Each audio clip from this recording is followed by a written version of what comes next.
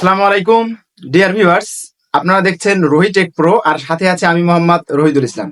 তো আজকের এই ভিডিওতে মূলত আমি আপনাদের সাথে যে বিষয়টা শেয়ার করবো সেটা হচ্ছে যে আপনারা যারা চাকরির আবেদনের সময় যে সাইজের ফটোর প্রয়োজন হয় আর যে সিগনেচারের যে সাইজ প্রয়োজন হয়, অর্থাৎ ছবি কিন্তু প্রয়োজন হয় আপনার 300 বাই 300 পিক্সেলের এবং আপনার ওই যে সিগনেচারটার প্রয়োজন হয় 300 বাই 80 পিক্সেলের। ঠিক আছে, তো আপনারা কিভাবে এই যে 300 বাই 300 ফটো তৈরি করবেন এবং যে সিগনেচারটা যে সাইজ 300 বাই 80 সেটা কিভাবে তৈরি করবেন ফটোশপ দিয়ে, সেটাই আজকে আমি আপনাদেরকে মূলত এই ভিডিওতে দেখাবো। ঠিক আছে, তো আপনারা যারা ফটোশপের কাজ একদম নতুন আছেন, কাজ এখনো জানেন না, তারা চাইলে আমার পূর্বের যে পাসপোর্ট সাইজের ছবি তৈরির একটা ভিডিও আছে সেটা আমি ডিসক্রিপশন বক্সে লিঙ্ক দিয়ে দেবো এবং আই বাটনে দিয়ে দেবো, আপনারা চাইলে ওটাকে দেখে নিতে পারেন। তাহলে একদম খুব ওখানে একদম সহজভাবে কিন্তু আমি অ্যাডোবি ফটোশপের কাজ দেখিয়ে দিয়েছি। ঠিক আছে, আর যারা ফটোশপের কাজ জানেন তারা তো জানেনই, তারা এটা খুব সহজে বানিয়ে নিতে পারবেন। তো চলুন আমি সরাসরি আপনাদেরকে নিয়ে যাচ্ছি কম্পিউটার স্ক্রিনে।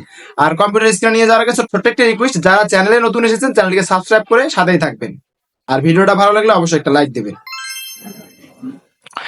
ভিউয়ার্স, চাকরির আবেদনের জন্য যে সিগনেচারের যে সাইজের প্রয়োজন এবং আপনার ছবির যে সাইজের প্রয়োজন, সেই সাইজটা কিভাবে করতে হয় সেটা আমি আপনাদের কাছে দেখিয়ে দিব। সাধারণত আমাদের ছবিটা লাগে 300 বাই 300। এখন এই 300 বাই 300 ছবি কিভাবে তৈরি করতে হয় আগে আমি এটা দেখাবো।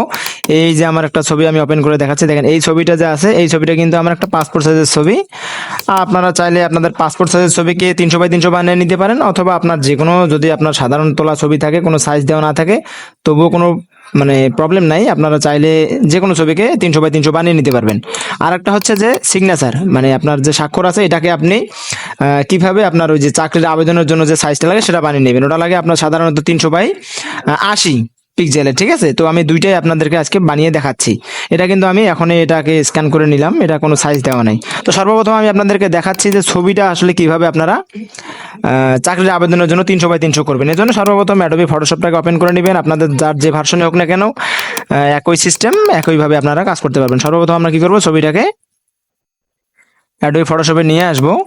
নিয়ে আসার পর আমরা যে কাজটা করব, এই যে বাম দিকে যে ক্রপ টুলসটা দেখতে পাচ্ছেন 1 2 3, এই 3 নাম্বারটাতে আপনি ক্লিক দিবেন। দেওয়ার পর এখানে আপনি সাইজ দেখতে পারবেন। এখানে দেখেন অলরেডি আমার কিন্তু 300 পিএক্স। ঠিক আছে, 300 লিখে একটা স্পেস দিয়ে পিএক্স দিবেন এবং এরপরে এখানে যে দেখতে পাচ্ছেন লেখাটা হাইট, এখানেও আপনি দিবেন 300 লিখে স্পেস দিয়ে পিএক্স দিবেন।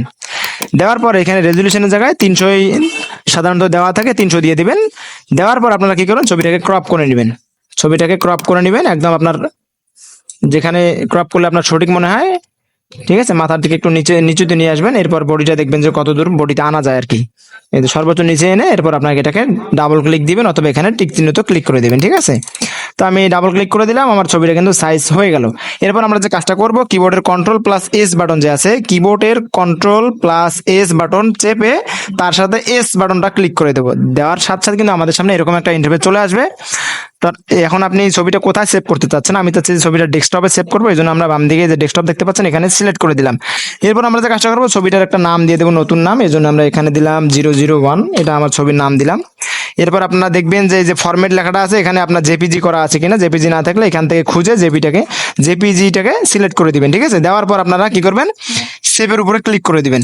দেওয়ার পর এখানে সাইজ আসবে, এখানে কোয়ালিটিটা আমার এখানে ম্যাক্সিমাম করা আছে, আপনি ম্যাক্সিমামে এখানে ওকে করে সেভ দিবেন।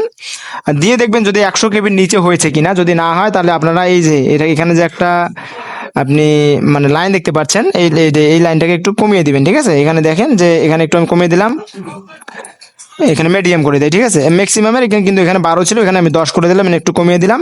এখন আমার ছবিটার এমবিপিএস একটু কম হবে, আমরা এখানে ওকে করে দিলাম। এরপর আমরা কি করবো, সোজা ডেস্কটপে চলে যাব। এই যে এই ছবিটা কিন্তু আমরা এই মুহূর্তে সেভ করলাম। এখন আমরা এটার সাইজটা দেখবো, রাইট বাটন ক্লিক করে প্রপার্টিজ এসে দেখবো যে এটা কত সাইজ হয়েছে। এটা কিন্তু 55 কেবি হয়েছে। সাধারণত চাকরির আবেদনের জন্য কিন্তু 100 কেবির নিচে লাগে। ঠিক আছে, তো যেহেতু আমাদের 55 কেবি হয়েছে, তো এখানে কোনো সমস্যা নেই। ঠিক আছে, তো 55 কেবি হয়ে গেল, এটা আমরা চাকরির জন্য কিন্তু এখন ব্যবহার করতে পারবো ইনশাআল্লাহ। তো যাই হোক, এখন আমরা দেখাবো কিভাবে আপনারা যে আপনাদের সিগনেচার বা স্বাক্ষর আছে, সেই স্বাক্ষরটিকে কিভাবে আপনি চাকরির আবেদনের জন্য করবেন। এটাকে আমরা নিয়ে আসবো অ্যাডোবি ফটোশপে। এরপর আমরা যে কাজটা করবো, আবার একইভাবে এই ক্রপ টুলসে ক্লিক করে দেবো। দেওয়ার পর সাইজটাকে 300 পিএক্স একটা রাখবো আমরা 80 px, ঠিক আছে। 300/80 px দেওয়ার পর দেখেন এই যে এখন কিন্তু এটাকে আমরা কি করব, এখন আমরা এটাকে ক্রপ করে নেবো। দেখেন এটা কেটে যাচ্ছে, এই জন্য আমরা ডান দিকে এটাকে ক্রপটাকে টেনে বাড়িয়ে নেব, ঠিক আছে। বাড়িয়ে নেওয়ার পর পুরো সিগনেচারটা নেওয়া যায় এরকম একটা অ্যাঙ্গেলে নিব। নেওয়ার পর আমরা যে কাজটা করব, এটাকে আমরা টিক মার্কে ক্লিক করে দেবো। দেওয়ার পর দেখেন দুই দিকে কিন্তু গ্রিন লাইন চলে এসেছে, মানে আমাদের ব্যাকগ্রাউন্ডে গ্রিন সিলেক্ট করা আছে, এই জন্য কিন্তু গ্রিন চলে এসেছে। এই জন্য আমরা কি করব, এই যে উপরে যে ফার্স্ট যে আপনি যে একটা টুলস দেখতে পাচ্ছেন, ঠিক আছে, এই টুলসটার উপর আপনারা ক্লিক করে দিবেন। দিয়ে আপনি যে উপরেরটা নেবেন, আপনি এই যে রেক্টাঙ্গুলার যে মানে টুলটা আছে, ঠিক আছে, মার্কিউ টুল যেটাকে নাম, এটাকে সিলেক্ট করে নেব। নেওয়ার পর আমরা কি করব, এই এতটুকু জায়গা সিলেক্ট করে নেব, সাদা যতটুকু জায়গা আছে অতটুকু জায়গা সিলেক্ট করে নিয়ে কন্ট্রোল টির উপর ক্লিক করে দেবো। কন্ট্রোল+T ক্লিক করে দেওয়ার পর এরকম একটা কিন্তু দাগ চলে আসবে। আপনি কি করবেন, এখানে ধরে এটাকে ডান দিকে টেনে নিয়ে আসবেন, একদম দেখেন সম্পূর্ণটা সাদা হয়ে গেল। এরপর আপনারা টিক দিয়ে দিবেন। আবার একইভাবে এদিকে আপনি এতটুকু জায়গা সিলেক্ট করে নেবেন। নেওয়ার পর মানে যতটুকু জায়গা সাদা থাকে ততটুকু জায়গা সিলেক্ট করে নেবেন। নেওয়ার পর আবারও কন্ট্রোল+T চাপ দেবেন। দেওয়ার পর এটাকে এই জায়গায় ধরে এইখানে ধরে বাম দিকে টেনে যতদূর পর্যন্ত সাদা হয় সাদা করে নেবেন। নেওয়ার পর আমরা আবার টিক মার্কের উপর ক্লিক করে দেবো। দেখেন এখন কিন্তু আমাদের ছবিটা কিন্তু সুন্দর দেখাচ্ছে। আবারও যদি আমরা ক্রপ টুলের উপর ক্লিক করে এটাকে কেটে নেই, দেখেন একদম কিন্তু মেজারমেন্টটা ঠিক হয়ে গিয়েছে। এখন আমরা আবার এটাকে কন্ট্রোল+S চেপে সেভ করে নেব, ঠিক আছে। কন্ট্রোল+S চাপ দিলে এরপর আমাদের এরকম আবার এটা আসবে। আপনার চাইলে এটাকে বাড়িয়ে নিতে পারেন, কমিয়ে নিতে পারেন, আপনার যত কেবি প্রয়োজন হয় সেই অনুযায়ী এটাকে আপনি ওকের উপর ক্লিক করে দেবেন। সাধারণত এটাকে 10 রাখবেন এবং ম্যাক্সিমাম রাখবেন, তাহলে আপনার ছবিটা 100 কেবির উপরে যাবে না ইনশাআল্লাহ। আর যদি যায় তখন এটাকে আপনি আরও কমিয়ে নিতে পারবেন, ঠিক আছে। এরপর আমরা এটাকে এটা কি করবো, 10 দিয়ে দিলাম, 10 দিয়ে এটাকে আমরা ওকে করে দিলাম। এটা কিন্তু অলরেডি সেভ হয়ে গিয়েছে। এখন আমরা দেখবো যে এটা কত কেবি হলো। প্রপার্টিজে এসে দেখবো এটা কিন্তু 20 কেবি হয়েছে, ঠিক আছে।